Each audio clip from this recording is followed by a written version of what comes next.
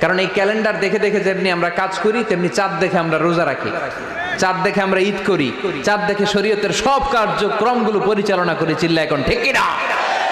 এই জন্য বিশ্বনবী বললেন সুমু লিরুইয়াতিহি ওয়া আফতিরু লিরুইয়াতিহি, চাঁদ দেখে তোমরা রোজা রাখো, আবার চাঁদ দেখে রোজা ভাঙো। চাঁদের পালকিতে চড়িয়ে ঈদকে আমাদের জন্য নাজিল করে কে?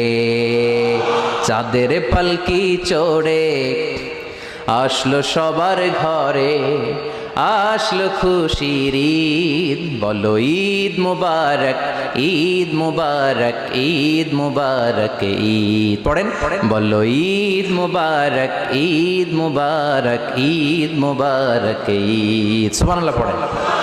এজন্য আল্লাহ বললেন আশ-শামসু ওয়াল কামারু বিহুসবান, চাঁদ সূর্য তাদের নিয়ম মেনে চলে, এটা দেখে আমরা হিসাব করি। ওয়ান নাজমু ওয়াশ-শাজারু ইয়াসজুদান, বৃক্ষলতা